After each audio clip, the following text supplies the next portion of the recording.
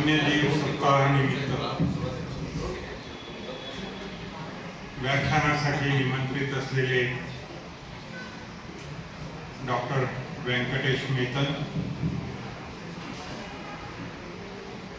व्यासपीठावर त्यांच्या समवेत उपस्थित असलेले श्री सिद्धाराम सक्करगी, हिंदी विभागाचे प्रमुख डॉक्टर राजकुमार मोहनकर, सर्व उपस्थित प्राध्यापक आणि विद्यार्थी मित्रांनो,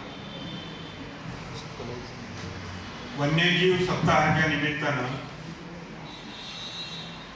वन्यजीवांच्या संदर्भात एक जागृती निर्माण करण्यासाठी आज जो भूगोल विभागाच्या वतीनं हा कार्यक्रम आयोजित करण्यात आला तो अतिशय महत्त्वाचा कार्यक्रम आणि या महत्त्वाच्या कार्यक्रमाचा लाभ अनेक विद्यार्थ्यांनी खूप चांगल्या रीतीनं घेतला देखील. सरांनी शेवटच्या टप्प्यामध्ये थोडीशी नाराजी प्रकट केली. खरं तर संगमेश्वरच्या विद्यार्थ्यांची ही परंपरा नाही. संगमेश्वरचे विद्यार्थी हे श्रवण भक्ती करणारे आहेत, चांगलं जे आहे ते ऐकणारे आहेत आणि त्या परंपराला कुठेतरी बाधा येईल अशा प्रकारचं वर्तन आपल्याकडून कधीही घडू नये याची अपेक्षा आम्ही करतो. जे काही एक दोन विद्यार्थी आज त्यांना डिस्टर्ब करताना दिसले किंवा आढळले असतील, त्या विद्यार्थ्यांनी आपल्या मनामध्ये असा निश्चय करायला पाहिजे की आज आपण एक गुन्हा केलाय, अपराध केलाय आणि असा अपराध आपल्याकडून पुन्हा घडणार नाही.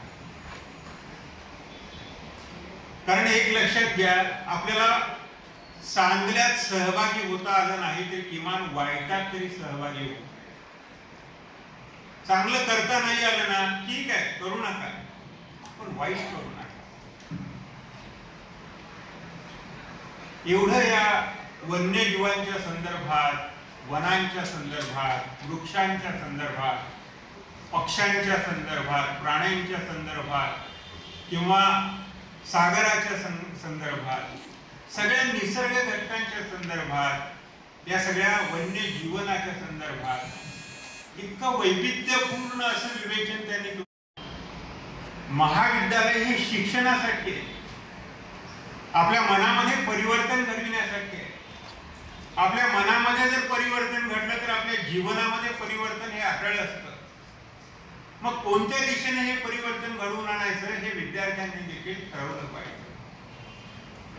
आणि मला वाटतं की अतिशय कळीचा हा विषय सध्याचा, वन्यजीवांचं संरक्षण असेल, पर्यावरणाचं संरक्षण असेल, हा अतिशय प्रत्येकाच्या जिव्हाळ्याचा झालेला विषय आहे.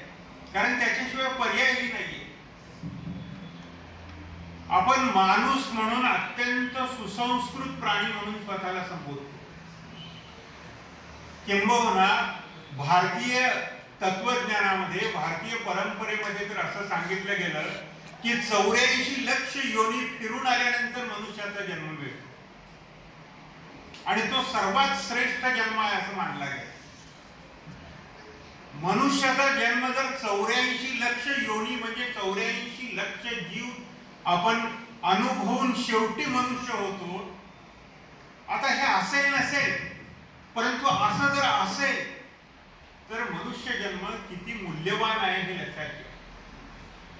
आणि मनुष्य जन्माला येऊन जर आपण अत्यंत असंस्कृत वर्तन जर करत असू, मग पर्यावरणाच्या हानीच्या बाबतीत देखील मी म्हणतोय, झाडांची तोड असेल किंवा वन्यजीवांची हत्या असेल किंवा रस्त्याने जाता जाता उगीच कुत्र्याला मारणं असेल, जाता जाता एखाद्या झाडाची फांदी ओढून तोडणं असेल, जाता जाता एखाद्या बेलीवरचं फूल कुस्करून टाकणं असेल, हे सगळं असंवेदनशीलतेचं लक्षण आहे.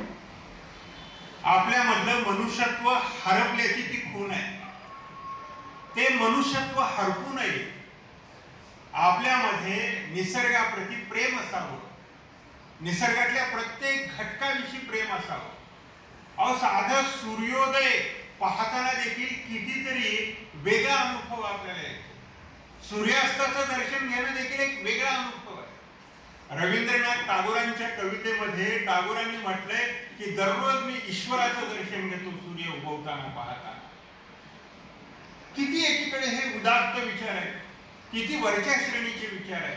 मला असं वाटतं की वाईल्ड लाईफ कडे पाहताना किंवा सगळ्या निसर्गाकडे पाहताना ती जाणीव आपल्या मनामध्ये पाहिजे.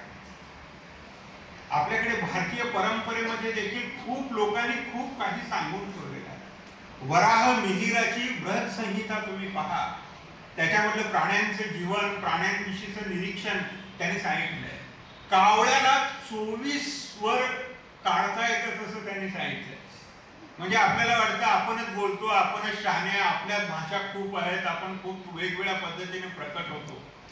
पण कावळा आपले वेगवेगळे भाव प्रकट करण्यासाठी वेगवेगळे स्वर वापरतो. हे वराह मिहिराने तेव्हा सांगून ठेवलेलं आहे. आपल्याकडे एक जैन मुनी होते हंसदेव मुनी नावाचे.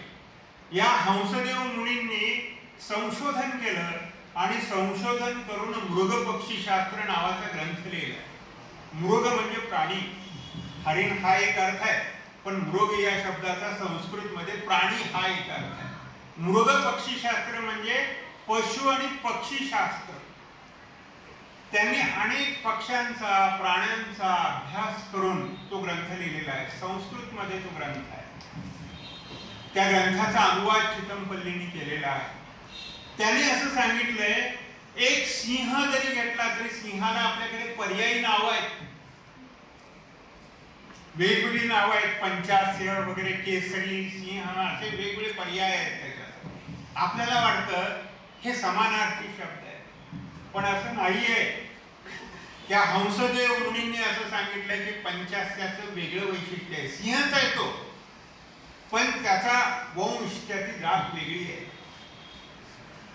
केसरीची जात वेगळी आहे. हरी नावाचा एक सिंह, त्याची जात वेगळी आहे. तर असे वेगवेगळ्या जातीचे सिंह आहेत. हे संशोधन त्यांनी त्यावेळेस मांडलेलं आहे. असं अनेक पशु पक्ष्यांच्या संदर्भात त्यांनी मांडलं आहे. म्हणजे हंसदेव मुनीचा हा एक ग्रंथ जरी वाचला तर आपल्याकडे किती थोर अभ्यासक होऊन गेलेले आहेत आणि पशु पक्ष्यांविषयी किती प्रेम करणारे लोक या भूमीत होऊन गेलेले आहेत हे आपल्याला कळेल. पालकाप्यम नावाचे एक ऋषी होते. लहानपणी कळत्या वयापासून ते जंगलात गेले आणि फक्त हत्तीचा अभ्यास करत राहिले. पाल या शब्दाचा अर्थ हत्ती, म्हणून त्यावर त्यांचं नाव पडलं पालकाप्यम. या माणसानं संपूर्ण हत्तीचं संशोधन केलं आणि जंगलामध्ये एवढे हत्ती असतात, मग हे हत्ती मरतात कुठे, कधी मरतात, कसे मरतात, वेगवेगळ्या पद्धतीने त्या संदर्भातलं देखील संशोधन त्याने मांडले. त्यांच्या संपूर्ण जीवनाचं, हत्तीविषयीच्या प्रत्येक हालचालीचं, त्यांच्या जीवनक्रमाचं, त्यांच्या कृतींचं संशोधन पालकाप्य मुनीनं केलं. बकऱ्यांच्या संदर्भातलं संशोधन अजमुनीनं केलं. म्हणजे आपल्याकडे एकेका मुनीची अशी परंपरा आहे की एकेका प्राण्याविषयीचं संशोधन केलं. आपल्याला ही परंपरा कोणी सांगत नाही, आपल्याला कोणी शहाणपण देत नाही. आपल्याच मातीत उगवलेलं हे सगळं तुम्ही समजून घ्या. हे जग अद्भुत आहे. पक्ष्यांचं जग, प्राण्यांचं जग, वृक्षांचं जग, सागराचं जग, हे अद्भुत जग आहे. या जगावर आपल्याला प्रेम करता आलं पाहिजे.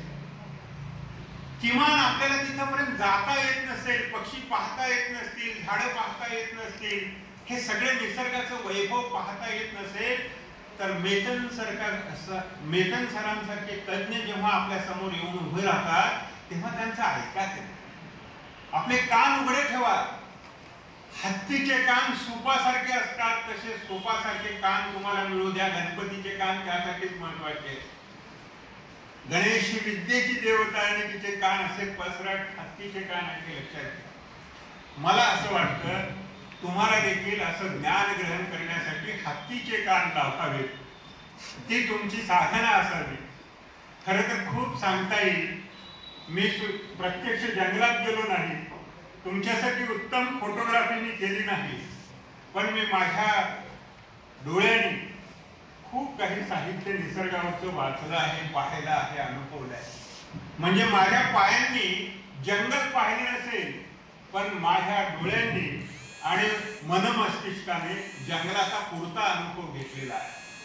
तर असं हे अद्भुत जग आहे, हे तुम्ही पाहू शकता. आपल्याकडे मारुती चितमपल्ली, डॉक्टर सालीम अली, माधव गाडगे, काय माणसं होऊन गेले, जिम कार्बेट, किती नावं सांगू या भारतातली. बाहेरची तर सांगत नाही मी, अजून खूप आहेत बाहेर सुद्धा.